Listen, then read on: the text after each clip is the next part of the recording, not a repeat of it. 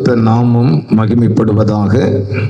இந்த பகல் நேரத்தில் ஆண்டவரும் இரட்சகருமாகிய இயேசு கிறிஸ்து என்னும் ஈடு இணையற்ற நாமத்தில் நான் உங்களை வாழ்த்தி வரவேற்கிறேன்.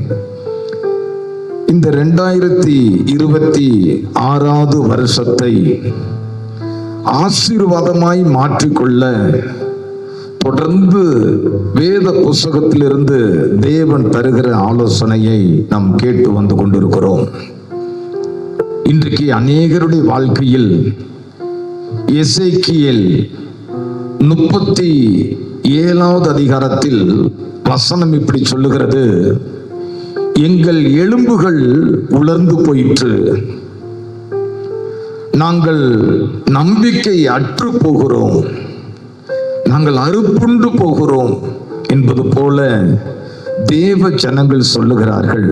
காரணம் என்ன? நிறைய ஜெபம் பண்ணியாச்சு, நிறைய காத்திருந்தாச்சு, நிறைய உபவாசம் இருந்தாச்சு. ஆனாலும் எதிர்பார்த்த மாறுதல், எதிர்பார்த்த மேன்மை, எதிர்பார்த்த ஆசீர்வாதம் இன்னும் வராததினால் மனசெல்லாம் விரக்தியாகி, வேதத்தில் சொல்லப்பட்ட வார்த்தையின்படி நெடுங்காலமாய் காத்திருக்குதல் இருதயத்தை இளைக்க பண்ணும். விரும்பினது வரும் பொழுதோ ஜீவ விருட்சம் போல் இருக்கும் என்று வேதம் சொல்லுகிறது. நெடுங்காலமாய் காத்திருக்குதல் இருதயத்தை என்ன செய்ய பண்ணுமா? இளைக்க பண்ணுமா. அப்படிதான் ஒருவேளை இந்த பகல் நேரத்தில் இந்த வார்த்தை நீங்கள் கேட்டுக்கொண்டிருக்கலாம். நிறைய அழுதுட்டேன், நிறைய நான் ஜெபம் பண்ணிட்டேன், நிறைய நான் உபவாசம் இருந்துட்டேன், நிறைய ஊழியர்கிட்ட நான் ஜெபம் பண்ணிட்டேன், ஆனாலும் என் வாழ்க்கையில ஒரு மாறுதல் இன்னும் வரலையே அப்படிங்கிற ஒரு கேள்வியோடு இருப்பிலையாகில் இன்னைக்கு கர்த்தர் உங்களோடு பேசுவார். பேசுகிறது மட்டுமல்ல, இந்த நாளில் என்னோடு இணைந்து ஜெபத்துல என்னோடு ஒருமனப்படுங்க.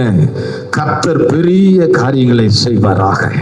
அதற்கு முன்பதாக வேத வசனத்தை தியானிப்பதற்கு முன்பு ஒரே ஒரு சரணத்தை பாடி ஆண்டவருடைய நாமத்தை மகிமைப்படுத்துவோம்.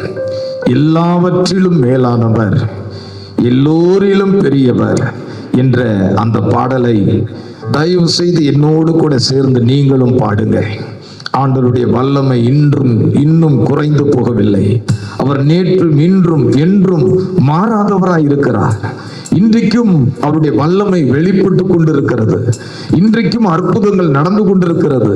ஹல்லேலூயா. அந்த விசுவாசத்தோடு இந்த பாடலை பாடி ஆண்டவருடைய நாமத்தை மகிமைப்படுத்துவோம்.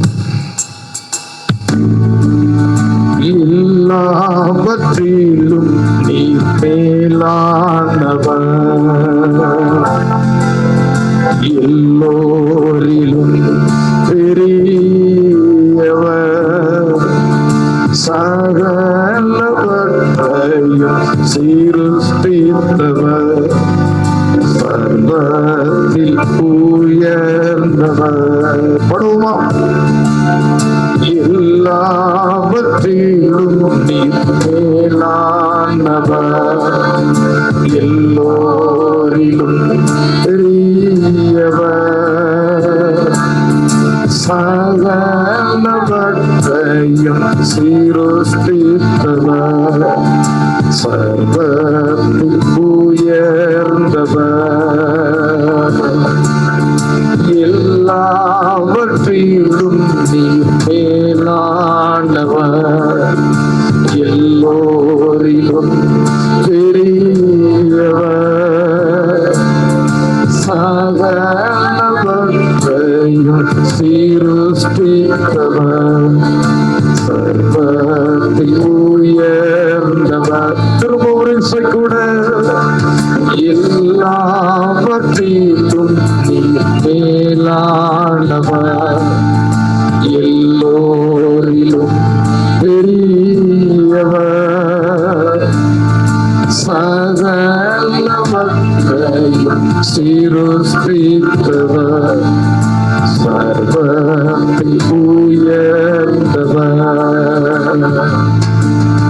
உம்மை போல் வேறொரு தெய்வமில்லை நீரே நீர் மாத்திரமே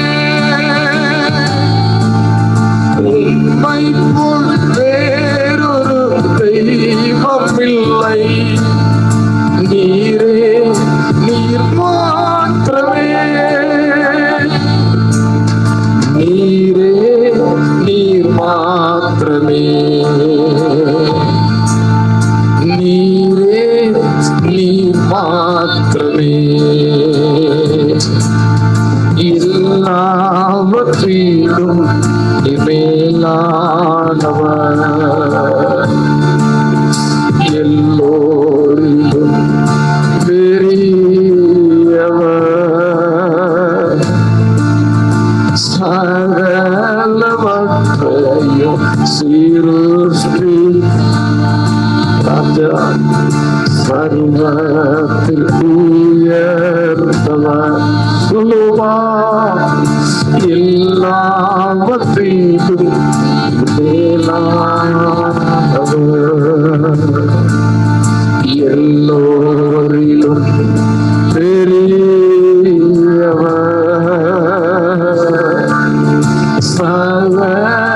சகலவற்றையும் சிருஷ்டித்தவர் சர்வத்தில் உயர்ந்தவர் எனக்காக யாவையும் செய்பவரே செய்து முடிப்பவரே எனக்காக யாவையும் செய்பவரே செய்து முடிப்பவரே என் பாரங்கள் என் சுமைகள் என் பாரங்கள் என் சுமைகள் உம் பாதத்தில் இறக்கி வைத்தேன் உம் பாதத்தில் இறக்கி வைத்தேன் எனக்காக யாவையும் செய்பவரே செய்து முடிப்பவரே எனக்காக யாவையும் செய்பவரே செய்து முடிப்பவரே என் பாரங்கள் என் சுமைகள் என் பாரங்கள் என் சுமைகள்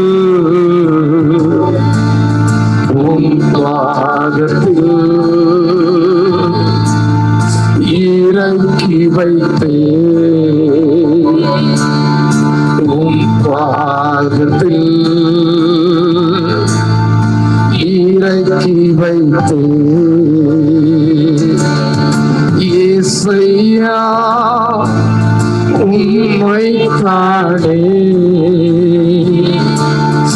என் முன்னே நிறுத்தி உள்ளே இயேசையா உம்மை தானே என் முன்னே நிறுத்தி உள்ளே இயேசையா உம்மை தானே என் முன்னே நிறுத்தி உள்ளே இயேசையா உம்மை தானே என் முன்னே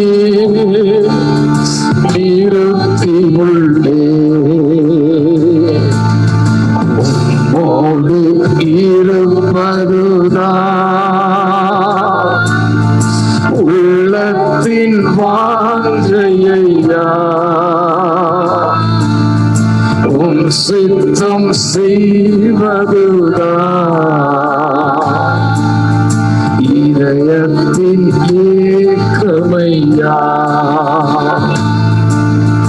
உம்மோடு இருப்பதுதான் உள்ளத்தின் வாஞ்சையா உம் சித்தம் செய்வதுதான் இதயத்தின் ஏக்கமையா. ஒரு சரணம் கூட. எபினேசரே எல்லியோ என்றுமே உயர்ந்தவரே எபினேசரே எல்லியோ என்றுமே உயர்ந்தவரே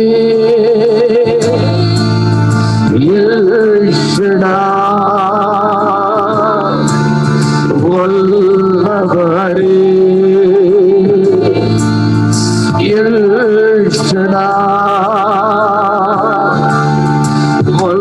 வல்லவரே எல்ரோஹி காண்பவரே எல்ரோஹி காண்பவரே இயேசையா உம்மைத்தானே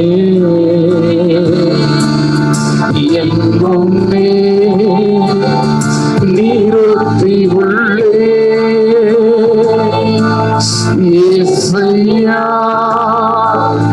உம்மைத்தானே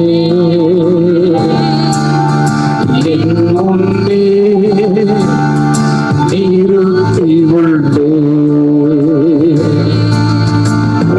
மோடு இருப்பதுதான் உள்ளத்தின் வாஞ்சையா உம் சித்தம் செய்வதுதான் இதயத்தின் ஏக்கமையா உம்மோடு இருப்பதுதான் உள்ளத்தின் வாஞ்சையா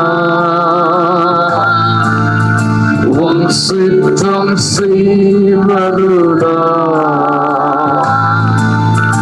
இதயத்தின் ஏக்கமையா.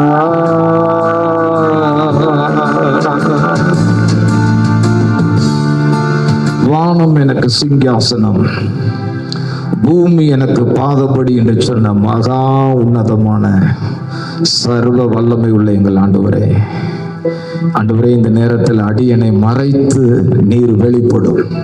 ஆண்டவரே, இந்த செய்தியை கேட்கிற ஒவ்வொரு உள்ளங்களிலும் இல்லங்களிலும் மிகப்பெரிய அசைவு, மிகப்பெரிய மாற்றம் உண்டாவதாக. பிசாசுடைய எல்லா வல்லமைகளும் மதமாக்கப்பட்டு ஒவ்வொருடைய வீடுகளிலும் தனிப்பட்ட வாழ்க்கையிலும் ஆச்சரியங்கள் நடப்பதாக. அடியனை மறைத்து நீர் வெளிப்படும். இயேசுவின் நாமத்தில் பிதாவே, ஆமென். மீண்டும் ஒரு விசை இயேசுவின் நாமத்தில் உங்களை எல்லாரையும் நான் வாழ்த்தி வரவேற்கிறேன். 2026 வருஷத்தை ஆசீர்வாதமாய் மாற்றிக்கொள்ள நாம் செய்ய வேண்டிய சில காரியங்களை நான் தொடர்ந்து உங்களோடு நான் பேசிக்கொண்டே வருகிறேன். இன்னைக்கு ஒரே ஒரு காரியத்தை நம்ம பார்க்க போகிறோம். அப்போஸ்தலர் 3வது அதிகாரத்துக்கு நேராக உங்க வேதத்தை திருப்பிக் கொள்ளும்படி அன்போடு கேட்டுக்கொள்கிறேன். அப்போஸ்தலர் 3வது அதிகாரம் 6வது வசனம் 7வது வசனத்தை வாசிக்க கேட்போம். அப்போஸ்தலர் 3வது அதிகாரம் 6வது வசனம் 7வது வசனம். அப்பொழுது பேதுரு, வெள்ளியும் பொன்னும் என்னிடத்தில் இல்லை, என்னிடத்தில் உள்ளதை உனக்கு தருகிறேன். நசரேயனாகிய இயேசு கிறிஸ்துவின் நாமத்தினாலே நீ எழுந்து நட என்று சொல்லி, நசரேயனாகிய இயேசுவின் நாமத்தினாலே நீ எழுந்து நட என்று சொல்லி வலது கையினால் அவனை பிடித்து தூக்கிவிட்டான். உடனே அவனுடைய கால்களும் கரடுகளும் பலன் கொண்டது. அவன் குதித்து எழுந்து நின்று நடந்து குதித்து தேவனை துதித்துக் கொண்டு அவர்களுடனே கூட தேவாலயத்திற்குள் பிரவேசித்தான். சூப்பர். பிறவி சப்பானி நடந்ததை இந்த வேத புஸ்தகத்தில் நீங்கள் பார்க்கலாம். முதல் வசனத்தில் 2வது வசனத்தில் இருந்து எப்படி ஆரம்பிக்கிறது என்றால், தாயின் வயிற்றிலிருந்தே இவன் சப்பானியா இருந்தான். இவன் தன்னுடைய ஜீவிய நாட்களில் நடந்ததே இல்லை. குழந்தையிலிருந்தே அவன் சப்பானி. நடக்கிறது என்றால் இவனுக்கு என்னவென்றே தெரியாது. குழந்தையில பெற்றோர் அவனை ஆதரித்திருந்திருப்பார்கள். அதுக்கப்புறம் குடும்பத்தில் மற்றவர்கள் வளர வளர அவன் சப்பானி என்பதை கண்டுபிடித்தார்கள். முழு குடும்பமும் சோகத்தில் ஆழ்ந்திருக்கும். நம்ம வீட்டுல ஒரு புள்ள சப்பானியா பிறந்துச்சுன்னா கொஞ்சம் யோசித்து பாருங்க. இன்னைக்கு அதை அநேகர் அவமானமாய் நினைக்கிறார்கள். ஏனென்றால் ஏதோ ஒரு சாபம், இந்த குடும்பத்தில் இப்படி ஒரு பிள்ளை. அந்த பிள்ளையை எங்கேயும் நம்ம அழைத்து கொண்டு போக முடியாது. ஒருவேளை அழைத்து கொண்டு போனாலும் நமக்கு அவமானம். இப்படிப்பட்ட சூழ்நிலையில் அவன் வளர வளர கட்டாயம் மற்றவர்களுக்கு அவன் பாரமாய் இருந்திருக்க கூடும். அப்ப அவனையே கேட்டிருப்பான், நான் உங்களுக்கு பாரமா இருக்க நான் விரும்பல, என்னை கொண்டு போய் ஜனங்கள் கூடி இருக்கிற இடத்தில் கொண்டு போய் விட்டுருங்க. என் நிலைமையை பார்த்து யாராவது எனக்கு பிச்சை போடுவாங்க, அதை நான் வைத்து நான் சாப்பிட்டு கொள்ளுகிறேன். இப்ப அவனுடைய நிலைமை, பிச்சை எடுப்பதற்காக ஜனங்கள் கூடுகிற இடத்துல எல்லாம் இவனை தூக்கி கொண்டு போய் உட்கார வைக்கிறார்கள். இந்த மனுஷன் பிச்சை கேட்கிறான், எல்லாரும் அவனுக்கு பிச்சை போடுகிறார்கள். யோசித்து பாருங்க, அவன் தூக்கிட்டு போனாங்கல்ல, அவங்களுக்கு அவன் காசு கொடுத்திருக்க வேண்டும். அதுல கொஞ்சம் வீட்டுக்கு தனக்கு. இப்படி இருக்கும் பொழுது ஒரு நாள் பாருங்க, தேவாலயத்தின் வாசல்ல பிச்சை கேட்கும்படி தேவாதி தேவனை பிரசங்கிக்கிற இடம், அவர் யாருன்னு அறிவிக்கிற இடம், அவருடைய அன்பு அவருடைய வல்லமை என்ன என்று அறிவிக்கிற இடம், அநேகர் அந்த இடத்திற்கு வந்து போகிறார்கள். அதனால அந்த தேவாலயத்தின் வாசல்ல பிச்சை எடுக்கும்படி உட்கார வைக்கிறார்கள். ஆச்சரியம் பாருங்க, இந்த இடத்திற்கு ஜெபம் பண்ணும்படி 2 பேர் வருகிறார்கள். அவங்க பேரு யாருன்னா பேதுரு, யோவான். இவங்க 2 பேரும் யாருன்னு கேட்டீங்கன்னா, இயேசுவோடு கூட இருந்தவர்கள், இயேசுவின் வல்லமையை பார்த்தவர்கள். ஆண்டவராக இயேசு கிறிஸ்து காற்றையும் கடலையும் அதட்டும் பொழுது அவ்வளோ பெரிய கடல் அப்படியே கொந்தளிக்கிறதை நிறுத்தினது. அவர் அதட்டும் பொழுது அந்த காற்று நின்று போனது. இதெல்லாம் கூட இருந்து பார்த்தவர்கள். ஏன், 6000 பிசாசு பிடித்த ஒரு மனிதன் கல்லறையில் இருக்கிறான், நிர்வாணமாய் இருக்கிறான். பிசாசு அவனை நிர்வாணமாய் மாற்றினது. அவன் கல்லுகளை எடுத்து தன்னைத்தானே காயப்படுத்தி கொண்டிருக்கிறான். அவனை சங்கிலிகளால் கட்டினாலும் சங்கிலி எல்லாம் உடைத்தெறிகிறான். அவ்வளவு பிசாசு அந்த மனுஷனை பிடித்து அவனை அலங்கோலமாய் மாற்றி இருந்தது. பாருங்க, இயேசு அந்த ஆவிகளுக்கு கட்டளையிட்டார். அந்த பிசாசுகள் ஓடி போனது. மார்க் எழுதின சுவிசேஷம் 1வது அதிகாரத்தில் இயேசு தேவாலயத்தில் பிரசங்கம் பண்ணுகிறார். அப்பொழுது அசுத்த ஆவி பிடித்த ஒரு மனிதன் அங்கு இருக்கிறான். இயேசு அந்த ஆவியை அதட்டுகிறார். அந்த அசுத்த ஆவி அந்த மனுஷனை விட்டு வெளியே போகிறது. எல்லாரும் என்ன தெரியுமா சொன்னாங்க?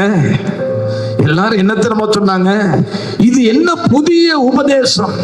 ஆமாங்க, புதிய உபதேசம். இது என்ன புதிய உபதேசம்?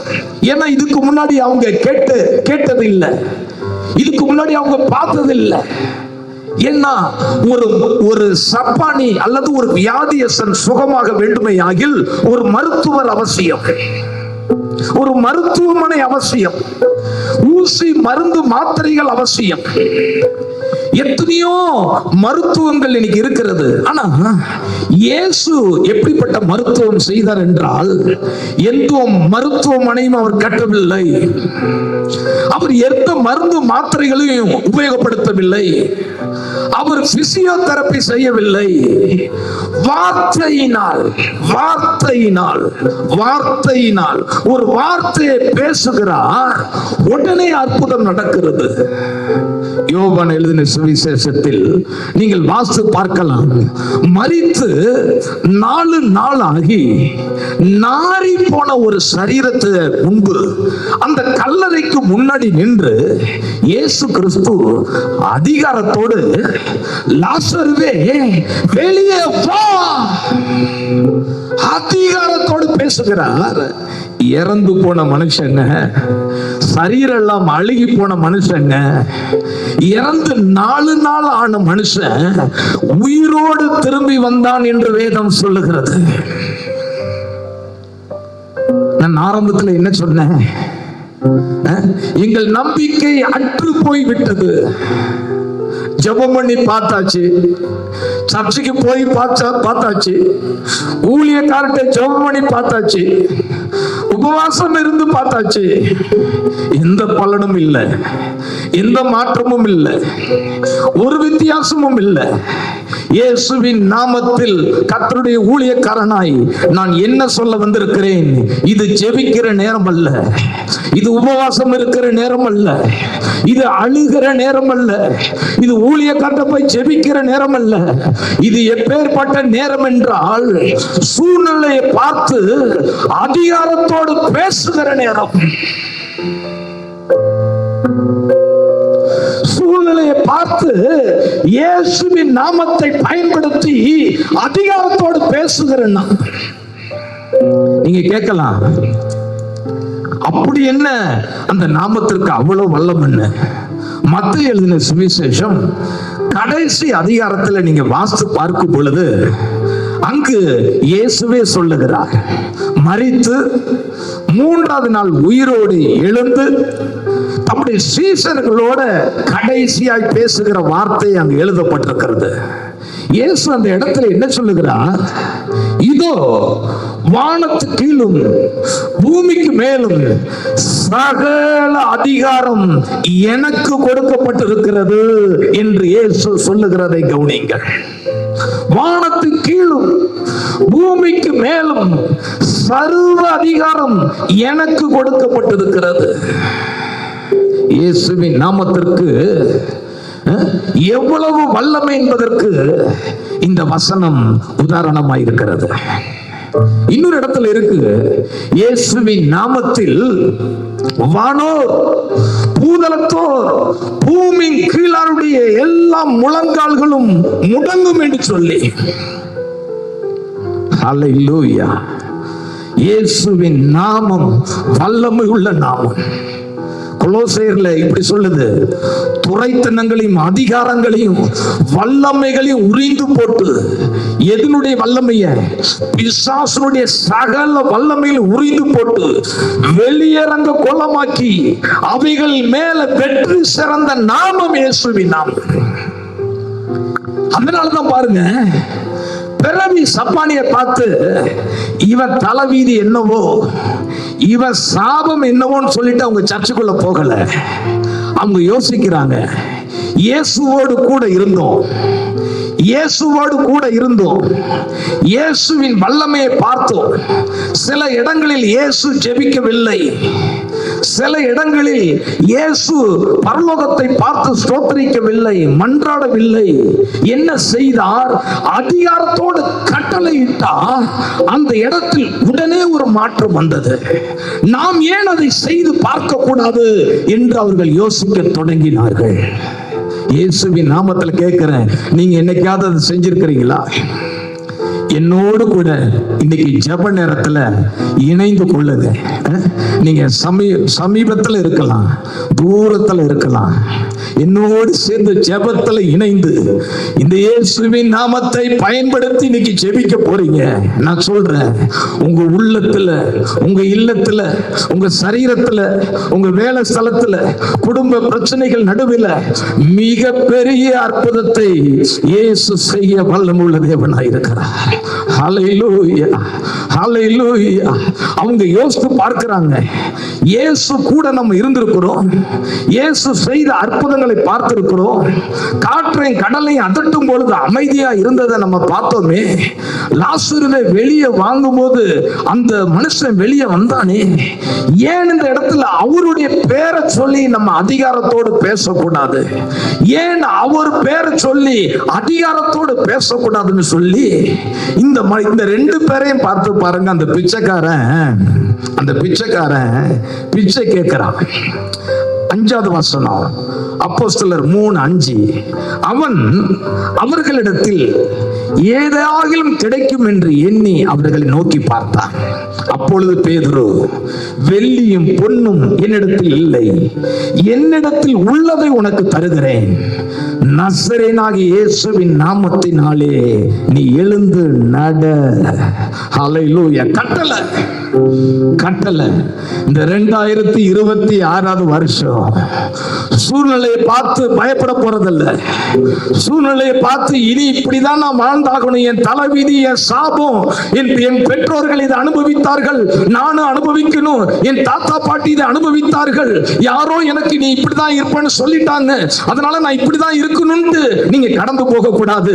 இன்னைக்கு என்ன செய்யுங்க? அந்த அதிகாரம் உள்ள ஒரு நாமம், அந்த இயேசுவின் நாமத்தை சொல்லி நீங்களும் நானும் அதட்ட போகிறோம். கர்த்தருடைய நாம மகிமைக்காக சொல்லுகிறேன். ஏன்னா எசேக்கியேல் 37வது அதிகாரத்தை நீங்க வாசித்து பார்க்கும் பொழுது அங்கு தீர்க்கதரிசியை ஆண்டவர் ஒரு எலும்புகள் நிறைந்த பள்ளத்தாக்குக்கு அனுப்புகிறார். நீங்க கவனிக்கணும், இது ஆச்சரியமா இருக்கிறது. என்றைக்கோ மரித்து, என்றைக்கோ சரீரங்கள்லாம் அழுகி, எத்தனையோ வருடங்கள் ஆகி அந்த எலும்புகளில் இருக்கிற நீர் சத்தெல்லாம் போய் நாயும் நரியும் தோண்டி எடுத்து அந்த எலும்புகள் எல்லாம் பீருண்டு, அந்த எலும்புகள் எல்லாம் உலர்ந்து தனித்தனியாய் கிடக்கிறது. இப்ப அந்த தீர்க்கதரிசி அழைச்சிட்டு போய் கர்த்தர் அந்த எலும்புகளை பார்த்து பேச சொல்றாரு. மனிதர்களை பார்த்து பேசுன்னு சொன்னா செய்யலாம், ஆனா எலும்புகளை பார்த்து, அதுவும் உலர்ந்து போன எலும்பு, அதுவும் முழுசா இல்ல, தனித்தனியா கிடக்கு. கையில் எலும்பு கிடக்கு, இன்னொரு கை எலும்பு காணும், தனித்தனியா கிடக்கு. ஆண்டவர் சொல்றாரு, அந்த எலும்பை பார்த்து நீ பேசு. நீங்களும் நானுமா இருந்தா என்ன செஞ்சிருப்போம்? அந்த இடத்துல அந்த தீர்க்கதரிசி அந்த எலும்புகளை பார்த்து பேசுகிறார். ஏனென்றால் தீர்க்கதரிசி தேவனுடைய வல்லமையை பார்த்தவன், தேவனுடைய வல்லமையை அனுபவித்தவன், ஆண்டவருடைய நாமம் எவ்வளவு பயங்கரமானது என்பதை அறிந்த மனுஷன் அவன். கர்த்தருடைய நாமம் மகிமைப்படுவதாக. அதனால அந்த மனுஷன் அந்த எலும்புகளை பார்த்து பேச ஆரம்பித்தான். நடந்தது என்ன தெரியுமா? துண்டு துண்டாய் கிடந்த எலும்புகள் எல்லாம் ஒன்றோடு ஒன்று சேர ஆரம்பித்தது. அந்த எலும்புகளை பார்த்து பேச பேச பேச ஒன்றோடு ஒன்று வந்து இணைய ஆரம்பித்தது. அல்லேலூயா. இரண்டாவது பாருங்க, எலும்புகள் மட்டும் இணைந்தா போதுமா? இப்ப நரம்புகள் வேணும், இப்ப சதை அங்க வரணும், அடுத்து அது தோலினால் மூடப்படணும், அடுத்தது சரீரத்துக்கு ஜீவன் வரணும், இவ்வளவு நடக்கணும். இப்ப ஆண்டவர் ஒன்னொன்னா அடுத்து நீ நரம்புகள் உருவாகட்டும் சொல்லு. நரம்புகள் வருது, தசைகள் உண்டாகட்டும், தசைகள் வருகிறது, ஒன்னு ஒன்னாய் நடக்கிறது. பேச பேச அந்த அதிகாரத்தை நீங்க வாசித்து பாருங்க. நீ போய் சொல், நீ போய் சொல், அந்த எலும்புகளை பார்த்து சொல், அந்த எலும்பை பார்த்து பேசு. இப்படிதான் அந்த அதிகாரத்தில் இருக்கு. பேச பேச அற்புதம் நடந்தது. இப்ப பாருங்க, உலர்ந்த எலும்பாய் துண்டு துண்டாய் அக்கு வேற ஆணி வேற கடந்த எலும்புகள் எல்லாம் பைபிள்ல போட்டிருக்கு சேனைகளாய் எழுந்து நின்றது. அதை எடுத்து வாசிப்போமா? எசேக்கியேல் 37வது அதிகாரம் 10வது வசனம். எனக்கு கற்பிக்கப்பட்டபடி நான் தீர்க்க தரிசனம் உரைத்தேன். அப்பொழுது ஆவி அவர்களுக்குள் பிரவேசிக்க அவர்கள் உயிர் அடைந்து, அல்லேலூயா, அவர்கள் உயிர் அடைந்து கால் ஊன்றி மகா பெரிய சேனையாய் நின்றார்கள். அல்லேலூயா. இயேசுவின் நாமத்தில் இந்த சத்தியத்தை கேட்டுக்கொண்டிருக்கிற தேவ பிள்ளையே, உன் குடும்பத்தில் இருக்கிற நிறைய காரியங்கள் துண்டு துண்டாய் போயிருக்கலாம். அநேக உறவுகள், குடும்பத்தில் இருக்கிற நிறைய பிரச்சனைகள், சமாதான குறைவுகள், சாபத்தின் வல்லமையினால் ஏற்பட்ட நிறைய காரியங்கள் துண்டு துண்டாய் இனி அதெல்லாம் இணைய வாய்ப்பே இல்லை, அதெல்லாம் மாறுவதற்கு வாய்ப்பே இல்லை. இது மரித்தது மரித்ததுதான், செத்து போனது செத்து போனதுதான், இனி அதை பத்தி சிந்திக்க வாய்ப்பே இல்லை என்று சொல்லி நீங்க இது என்னுடைய சாபம், இது என்னுடைய கர்மா, இது என்னுடைய முன்னோர்கள் வழி வழியாய் வருகிற காரியம் என்று ஏற்றுக்கலாம். ஆனா இன்னைக்கு வேதம் சொல்லுகிறது, இவங்க சொல்ல சொல்ல அற்புதம் நடந்ததா. அல்லேலூயா. ஆண்டவருடைய நாமம் மகிமைப்படுவதாக. வேதத்தில் ஒரு மனுஷனை குறித்து சொல்லிட்டு நான் ஜெபிக்க போறேன். 38 வருஷமாய் வியாதியஸ்தனாய் இருக்கிறான்.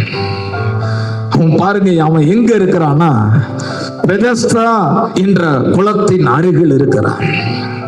அந்த குளத்தினுடைய விசேஷம் என்ன? தேவ தூதன் ஒருவன் வானத்திலிருந்து இறங்கி வந்து அந்த தண்ணீரை அந்த தூதன் கலக்குவான். என்ன நடக்கிறது? தூதன் அதை கலக்கும் பொழுது அது அற்புத தண்ணீராய் மாறினது. அந்த குளத்தை சுற்றி வியாதியஸ்தர்களை படுக்க வைத்திருந்தார்கள். அங்க எழுதியிருக்கு, குருடர்கள், சப்பானிகள், சகல நோயாளிகளையும் கொண்டு வந்து அந்த குளத்தை சுற்றி வைத்திருந்தார்கள். தேவ தூதன் வந்து கலக்கிற சத்தம் கேட்கும் பொழுது எவன் ஒருவன் முந்தி அடித்து ஓடி அந்த தண்ணீரில் குதிக்கிறானோ அவன் எப்பேற்பட்ட வியாதியஸ்தனா இருந்தாலும் சுகம் ஆவான் என்பது அந்த பெதஸ்தா குளத்தில் இருந்த மேன்மை. இப்ப பாருங்க, அங்க இருந்த எல்லாரை காட்டிலும் இவன் நிலைமை ரொம்ப மோசமானது. மற்றவர்கள் சரீரத்தில் வியாதி இருந்தாலும் பலவீனம் இருந்தாலும் தேவதூதன் வரும் பொழுது ஓடி போய் தண்ணீரில் குதிக்க கொஞ்சம் பலன் இருந்தது. ஆனா இவனுடைய நிலைமையோ கொஞ்சம் கூட அசைய முடியல, கொஞ்சம் கூட அசைய முடியல. ஆனா இவன் கண்ணால பார்க்கறான். என்ன காட்சி? தேவ தூதன் இறங்குகிறத பார்க்கிறான். அடுத்து எப்பேற்பட்ட வியாதியஸ்தனும் சுகமாகி வீட்டுக்கு திரும்பி போகிறத இவன் கண்ணு பார்க்குது. ஒருவேளை இந்த சத்தியத்தை கேட்கிற நீங்க மற்றவர்களுடைய வாழ்க்கையில் ஆசீர்வாதத்தை பார்க்கிற, மற்றவங்க நல்லா இருக்கிறத பார்க்கிற, அவங்க முன்னேறி போறத பார்க்கிற, அவங்க வாழ்ந்திருக்கிறத நான் பார்க்கிறேன். ஆனா என்னுடைய ஜீவியத்தில் ஒரு மாற்றமும் இல்லை. நான் இருக்கிற இடத்திலேயே நான் இருக்கிறேன். என்னுடைய சூழ்நிலை ஒரு இருண்ட நிலைமையில் போய்விட்டது. ஏதோ ஒரு வல்லமை இந்த இடத்தை விட்டு புறப்படக்கூடாதபடிக்கு பாருங்க, அந்த பெதஸ்தா குளத்துக்குள்ளேயும் இவனால போக முடியல, அந்த பெதஸ்தா குளத்தை விட்டு வெளியேயும் போக முடியல. இவனுடைய நிலைமை அப்படியே கட்டப்பட்டது போல, ஒரு அடிமைத்தனத்தில் சிக்கினது போல. இங்கே எப்படி ஒரு மாட்டை, ஒரு ஆட்டை கழுத்துல கயிறை கட்டி ஒரு முளைக்குச்சி அடிச்சு இதை விட்டு நீ போக கூடாதுன்னு எப்படி வைத்திருப்போமோ அத போல அவனுடைய நிலைமை இருந்தது. ஒருவேளை உங்க நிலைமை அப்படி இருக்கலாம். ஆனா இவன் ஏன் அங்க இருந்தான் அப்படின்னா, அவனுக்கு ஒரு நம்பிக்கை இருந்துச்சு. என்ன நம்பிக்கைன்னா, சுகம் பெற்று வீட்டுக்கு போறானே அவன்கிட்ட பேசி, எப்பா தேவதூதன் வருகிறத நான் பார்க்கிறேன், சுகம் ஆகிறத பார்க்கிறேன், சுகமானவங்க வீட்டுக்கு போறத பார்க்கிறேன், என்னையும் அந்த ஆண்டவர் சுகப்படுத்த முடியும். ஆனா யாராவது எனக்கு உதவி செய்யுங்க, யாராவது எனக்கு உதவி புரியுங்க என்று சொல்லி ஒவ்வொருத்தரையும் கெஞ்சி பார்க்கிறான். ஏன்னா இவனால நகர முடியல. சுகமாகி ஒருத்தன் போகும்போது அவன் பேரை சொல்லி கூப்பிட்டுருப்பான், ப்ளீஸ் என் கூட கொஞ்சம் நில்ல, தேவதூதன் வரும்போது என்னை இழுத்து கொண்டு போய் அந்த தண்ணியில போட்டுற கெஞ்சுதான். ஒருத்தர் கூட இவனை திரும்பி பார்க்கல, ஒருத்தர் கூட இவனுக்கு திரும்பி பார்க்கல. ஆண்டவருடைய நாம மகிமைக்காக சொல்றேன், இந்த நிலைமையில தான் ஒருத்தரும் இல்ல, ஒருத்தரும் இல்ல, யாரும் இல்ல, யாரும் இல்லைன்னு இந்த பூமியிலேருந்து ஒரு குரல் எழும்புமை ஆகில் ஆண்டவருடைய நாம மகிமைக்காக சொல்லுகிறேன், நான் இருக்கிறேன், உனக்கு நான் இருக்கிறேன், நீ அனாதை இல்ல, நீ கைவிடப்பட்டவன் அல்லன்னு சொல்லி தேடி வருகிற தெய்வமாய் இயேசு இருக்கிறார் என்ற நற்செய்தியை சொல்லிக் கொள்கிறேன். பழைய ஏற்பாட்டுல யாக்கோபுன்னு ஒருத்தர் இருந்தார். அம்மா இருந்தாங்க, அப்பா இருந்தாங்க, கூட பிறந்த சகோதரன் இருந்தான். ஆனால் ஒரு நாள் பாருங்க, தகப்பனை விட்டு, தாயை விட்டு, சகோதரியை விட்டு, சகோதரனை விட்டு பிரிகிற நிலைமை. ஒரு அனாதையை போல ஒரு வனாந்தரத்தில் படுத்திருக்கிறான். இப்ப பாருங்க, அவன் மைண்ட்லாம் என்ன ஓடுதுன்னா, அப்பா இல்ல, அம்மா இல்ல, கூட பிறந்த சகோதரன் இல்ல, என் பக்கத்துல யாருமே இல்லையே, என் பேச்சு துணைக்கு கூட ஒருத்தர் கூட இல்லையேங்கும் பொழுது ஒரு சத்தம் கேட்கிறது, ஒரு சத்தம் கேட்கிறது. ஒரு கனவு அவன் காண்கிறான், பரலோக காட்சியை பார்க்கிறான், பூமிக்கு வானத்துக்கும் ஏணியை பார்க்கிறான், தேவ தூதர்கள் ஏறுகிற இறங்குகிற காட்சியை பார்க்கிறான். அந்த ஏணிக்கு மேல தேவாதி தேவன் எழுந்து நின்று சொல்லுகிறார், நான் உன்னை விட்டு விலகுவதும் இல்லை, உன்னை கைவிடுவதும் இல்லை. இந்த பூமியில யாரெல்லாம் நான் அனாதையா ஆயிட்டேன், நான் தனியா இருக்கிறேன், பேச்சு துணைக்கு கூட எனக்கு யாரும் இல்லைன்னு சொல்லி யாரெல்லாம் கதறுகிறாங்களோ அவங்களுக்கெல்லாம் இன்னைக்கும் கர்த்தர் சொல்லி கொண்டிருக்கிறார், நான் இருக்கிறேன், நான் இருக்கிறேன், என் மகனே நான் இருக்கிறேன், என் மகளே நான் இருக்கிறேன், நான் உன்னை விட்டு விலகுவதும் இல்லை, உன்னை கைவிடுவதும் இல்லை. இயேசு கிறிஸ்து நேரா அவன் கிட்ட போனாரு, இருப்பா நான் உனக்கு உதவி செய்யறேன். தேவ தூதர்கள் வரும் பொழுது உன்னை கொண்டுட்டு போய் அந்த பெதஸ்தா குளத்துல விடுறேன்னு சொல்லல. ஏன்னா இவர் தான் சிருஷ்டி கர்த்தர், இவர் தான் எல்லாத்துக்கும் கட்டளை இடுகிறவர், இவர் தான் வானத்தையும் பூமியை சிருஷ்டித்தவர். ஆதியாகமம் 1வது அதிகாரத்தை நீங்க வாசித்து பார்க்கும் பொழுது அங்க எழுதப்பட்டிருக்கிறது, வெளிச்சம் உண்டாக கடவுதுன்னு சொன்னாரா, வெளிச்சம் வந்துச்சான். ஆகாய விரிவு உண்டாக கடவுதுன்னு சொன்னாரா, ஆகாய விரிவு வந்துச்சான். அடுத்து ஜலமெல்லாம் ஒரு பக்கம் குவிய மற்றதெல்லாம் வெற்றந்தரையாய் ஆக கடவுது என்று சொன்னாரா, அப்படியே உண்டானுச்சான். வார்த்தை வார்த்தை. அந்த ஆண்டவர் வந்து கேட்கிறாரு, சுகமாக வேண்டும் என்று விரும்புகிறாயா? அவன் என்ன தெரியுமா சொன்னா, என்னை இந்த குளத்துல கொண்டு போய் விடுவதற்கு ஒருவனும் இல்லை. வாசிப்போமா? யோவான் எழுதின சுவிசேஷம் 5வது அதிகாரம் 7வது வசனம். யோவான் எழுதின சுவிசேஷம் 5வது அதிகாரம் 7வது வசனம். அதற்கு வியாதியஸ்தன், ஆண்டவரே, தண்ணீர் கலக்கப்படும் போது என்னை குளத்தில் கொண்டு போய் விடுகிறதற்கு ஒருவரும் இல்லை. நான் போகிறதற்குள்ளே வேறொருவன் எனக்கு முந்தி இறங்கி விடுகிறான் என்றான். இயேசு அவனை நோக்கி, எழுந்திரு. இயேசு அவனை நோக்கி, எழுந்திரு, உன் படுக்கையை எடுத்துக்கொண்டு நட என்றார். உன் படுக்கையை எடுத்துக்கொண்டு நட என்றார். அடுத்த வசனம் போட்டிருக்கு, உடனே அந்த மனுஷன் சொஸ்தமாகி தன் படுக்கை எடுத்துக்கொண்டு நடந்து போனான். இயேசு இந்த இடத்துல இருந்து பிசியோதெரபி எல்லாம் பண்ணல, வார்த்தை. இன்னைக்கு எல்லாம் ரெடி ஆகுறீங்களா? நம்ம ஜெபம் பண்ண போறோம். இயேசுவின் நாமத்தினால கட்டளையிட போகிறோம். ஹல்லேலூயா. வானத்து கீழும் பூமிக்கு மேலும் சர்வ அதிகாரம் எனக்கு கொடுக்கப்பட்டிருக்கிறது என்று சொன்னார். ஹல்லேலூயா. அவருடைய நாமம் சர்வ வல்லமை உள்ள நாமம். ஹல்லேலூயா. எல்லா நாமத்திற்கும் மேலான நாமம். அவருடைய பேரை சொன்ன அசுத்த ஆவிகள் அலறும். ஹல்லேலூயா. ஹல்லேலூயா.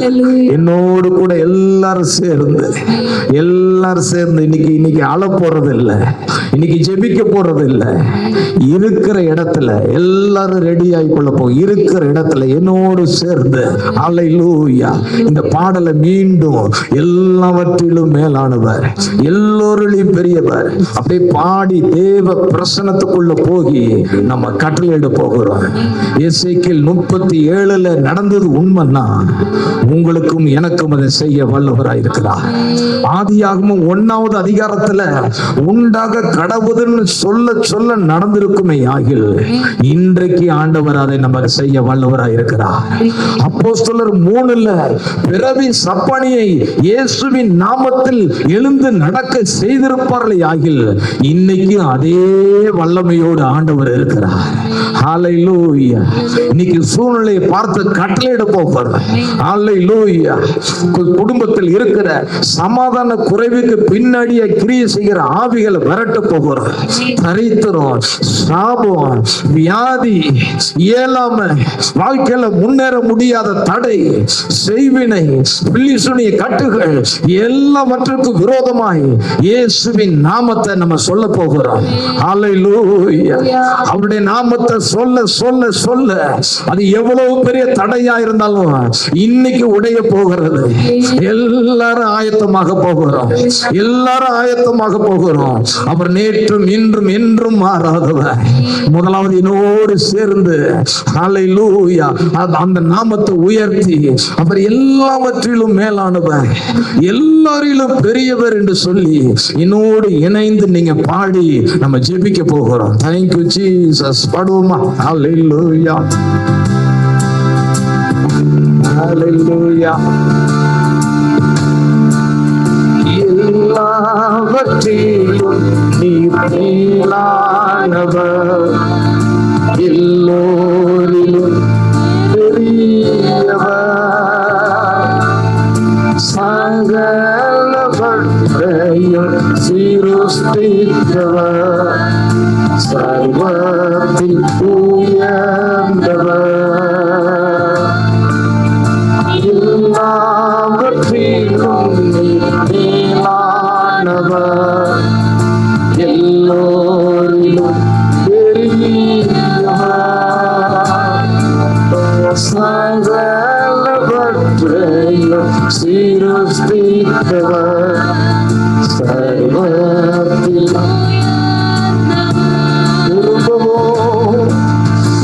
எல்லாவற்றிலும் மேலானவர், எல்லோரிலும்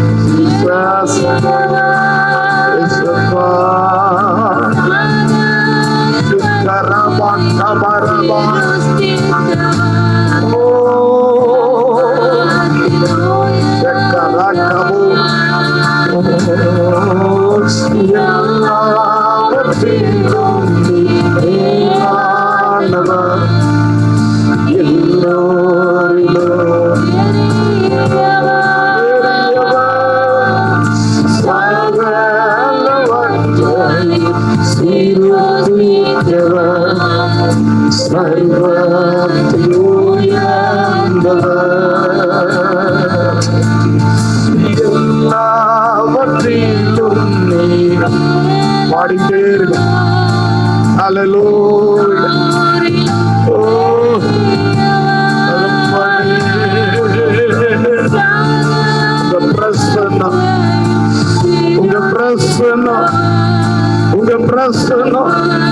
இப்பொழுதே வெளிப்படட்டும்.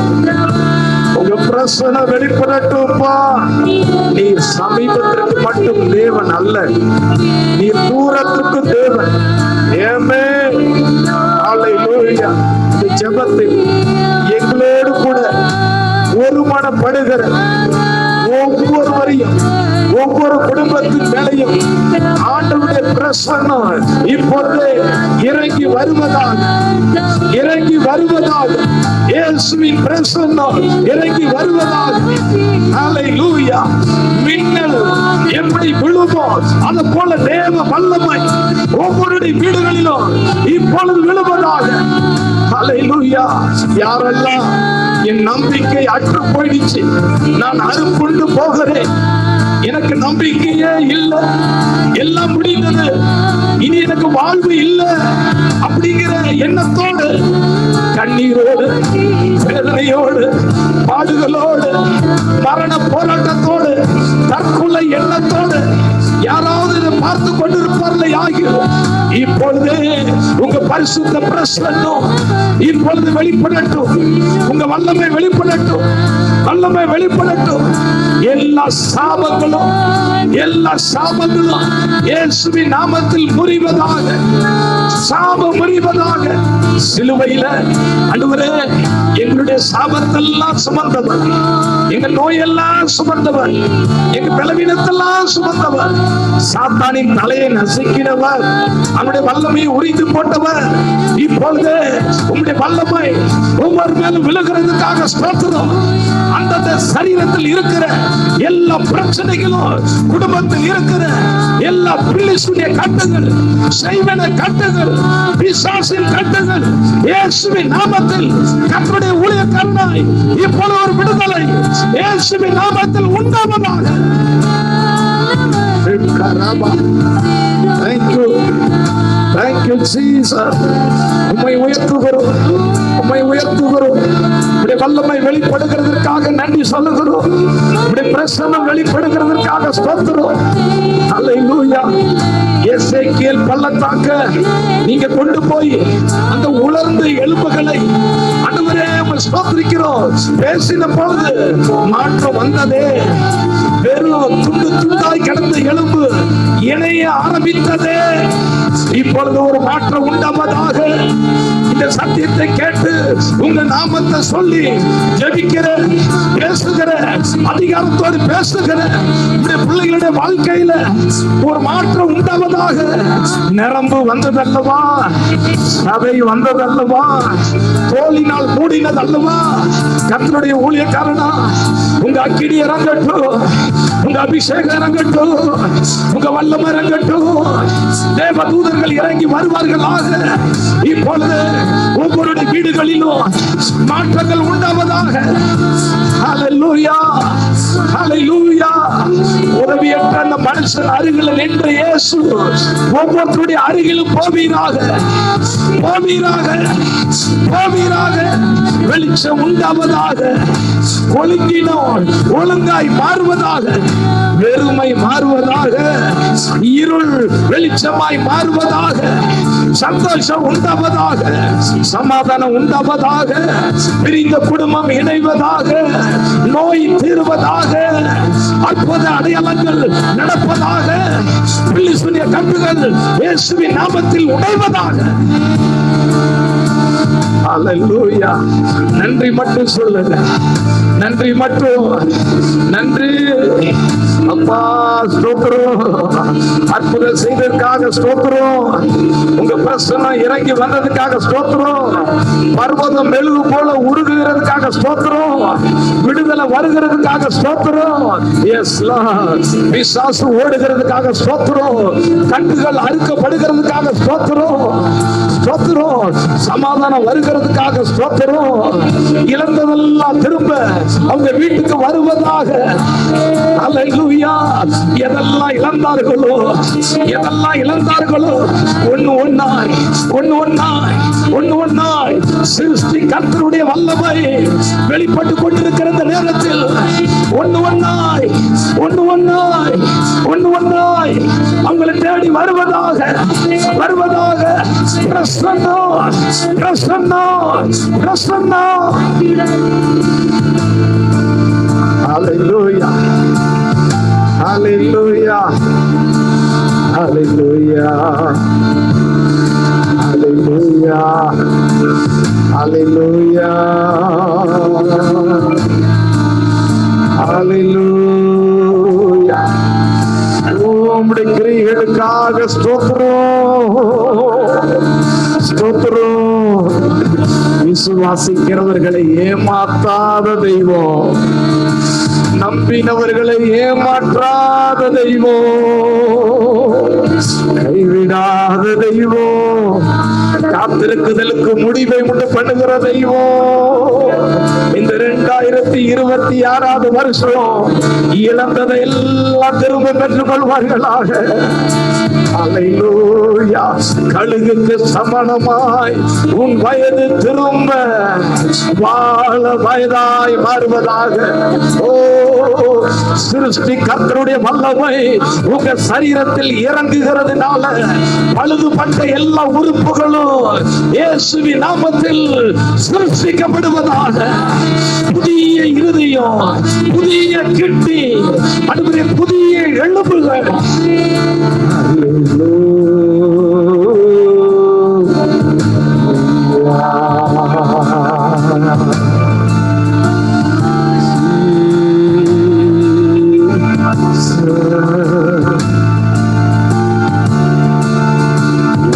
வல்ல செயல்கள் நினைத்து நினைத்து உள்ளமே பொங்குதையா.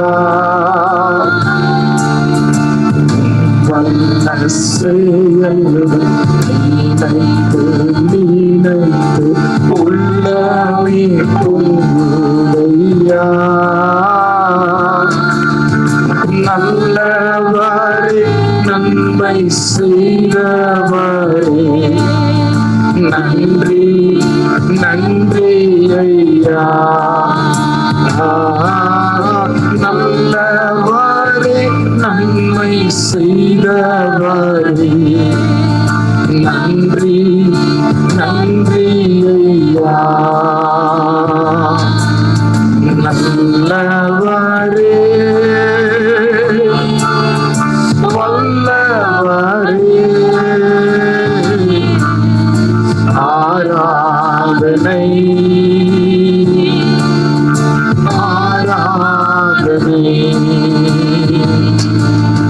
நல்லவரே வல்லவரே ஆராதனை